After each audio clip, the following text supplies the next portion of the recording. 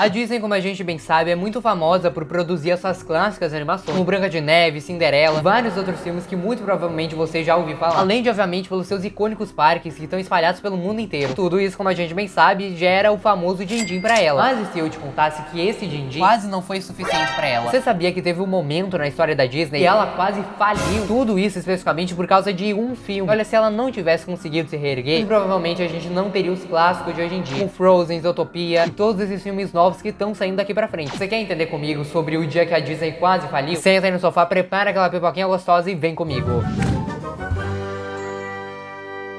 Oi gente, tudo bem? Eu sou o Nicolas Souza. Com esse filme que eu tô falando especificamente, de que quase faliu a Disney, quase estragou todo o gigantesco império que o Walt Disney criou, ou talvez não tão conhecido filme, chamado O Caldeirão Mágico. Olha, ele tem muita polêmica envolvida. Tanto porque no momento que ele foi produzido, a Disney já não tava nas melhores fases dela. Ela não tava produzindo nenhum grande filme que era, oh meu Deus do céu. Por isso que ela apostou com todo o dinheiro que ela tinha que esse filme do Caldeirão Mágico seria um grande clássico. O povo tava acostumado de ver. Só que ela tava muito enganada. E além deles terem perdido uma grana pra produzir essa animação, ele foi um fracasso na crítica. Foi por causa disso que a Disney quase não existiria hoje. Bom, só pra te contextualizar, especificamente nos anos 70, a Disney tinha comprado nessa época uma série de livros conhecidas como As Crônicas de Pride, especificamente do autor Lyle Alexander. E a ideia deles era justamente pegar todas essas crônicas e transformar num único filme da Disney, o que até, como a gente pode perceber, tem várias semelhanças sim. É bem dizer o resumo da saga inteira. Como eu tinha dito antes, a Disney realmente estava pensando que esse filme seria o filme dela, nível assim de o Rei Leão queria fazer futuramente. Ela justamente estava apostando mais ainda, porque nessa época aí dos anos 70, 80, tava muito famoso na TV aqueles clássicos desenhos medievais. Pergunta aí pro teu pai, pra tua mãe, eles com certeza se lembram de algum desenho. A Disney também nessa época tava muito fraca na carteira, justamente porque o Walt Disney nessa época já tinha falecido. Como eu já contei em vários vídeos aqui no canal, quando o Walt Disney morreu, foi bem dizer um grande marco histórico pra Disney, porque eles justamente não tinham mais aquele cérebro que realmente pensava nas animações e como que eles iriam fazer um filme bom, um filme de valor pra família inteira, que seria lembrado por gerações e gerações. É o caso, por exemplo, de A Branca de Neve, que lançou lá nos anos 30 e até os dias de hoje é muito lembrado e muito aclamado pelas pessoas. Por isso que era justamente esse o objetivo da Disney com o Caldeirão Mágico. Era fazer um filme que seria lembrado por mais de 80 anos. Pra te ter ideia sobre quanto que eles estavam apostando nesse filme, nessa época aí dos anos 70, muitos animadores antigos estavam se aposentando. Por isso que um novo time de animadores entrou pra empresa. Se eles estavam planejando fazer isso nos anos 70, eles decidiram esperar por 10 anos para que esses animadores realmente estivessem bem treinados pra fazer esse filme ser lançado só lá em 1985. E o que deixa ainda essa história mais curiosa é porque na época eles acabaram divulgando, eles tinham investido em torno de 20 milhões de dólares pra fazer essa animação. Sendo que, de acordo com alguns especialistas ali da Disney, na verdade eles tinham investido 40 milhões de dólares, que até aquele momento tinha sido a animação mais cara de todos os tempos. Ou seja, deu pra perceber que a Disney tava realmente apostando com tudo. Ela realmente achava que o Caldeirão Mágico seria um filme de grande sucesso, seria um clássico lembrado até os dias de hoje. Mas as coisas começam a ir por água abaixo quando o Jeffrey Katzenberg entrou aí na Disney. Katzenberg, caso você não conheça ele, além dele ser um dos fundadores da DreamWorks futuramente, nessa época que ele estava trabalhando na Disney, ele foi responsável por auxiliar no processo da criação de várias animações muito conhecidas, o Rei Leão, A Bela e a Fera, Aladdin, muitos clássicos e clássicos e clássicos e maravilhosos. E quando ele entrou nessa época aí do Caldeirão Mágico, a Disney tinha contratado ele justamente porque eles precisavam de um socorro ali, que Katzenberg precisava fazer de alguma forma, a Disney se reerguer de novo, aquele nível que eles estavam acostumados a ser junto com a Walt Disney. Por isso que já começam as polêmicas aí, e no momento que o Katzenberg se meteu aí na produção, ele cortou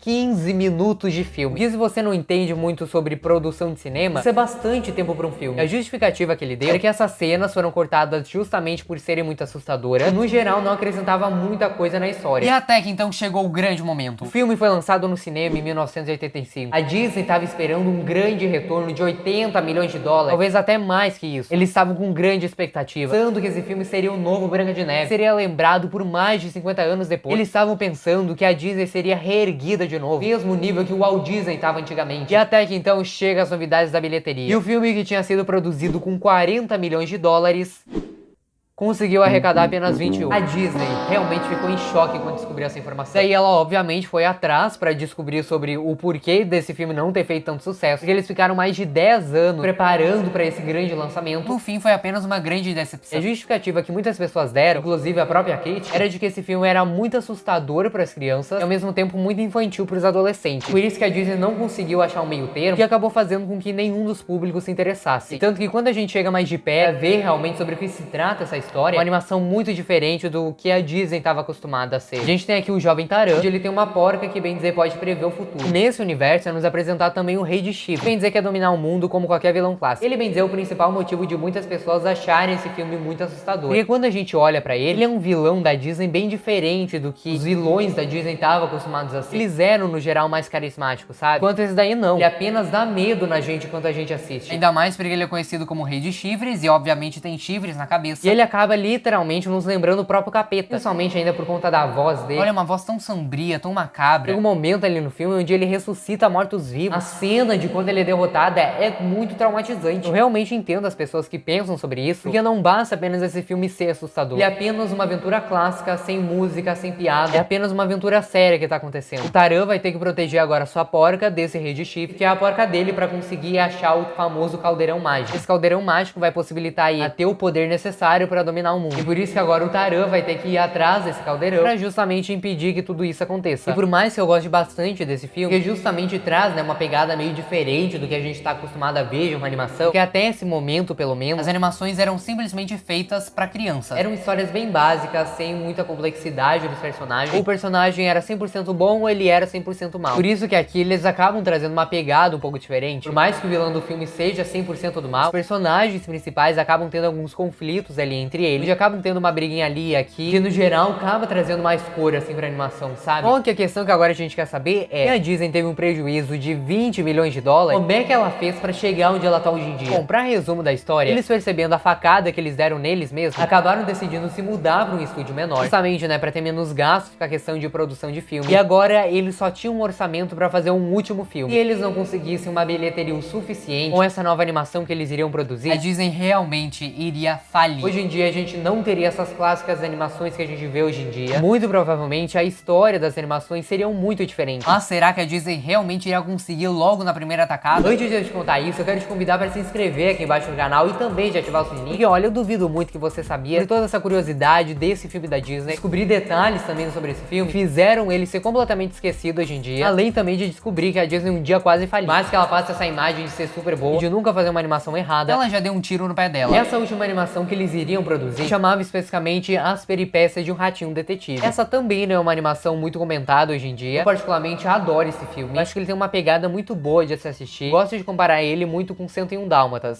Não sei porquê. Simplesmente gosto de uma pegada de aventura de animais em Londres. Além também de que o vilão desses dois filmes tem uma música icônica. A Cruella, que obviamente é Cruella, Cruel, Cruella, Cruel. E o vilão desse filme que é o Ratagão. Ó, Ratagão, ó, Ratagão, você é o melhor. A Disney acabou tendo a ideia de fazer esse filme justamente por conta de uma frase que o Walt Disney tinha dito antes de morrer. Dizia exatamente isso daí. I only hope that we never lose sight of one thing.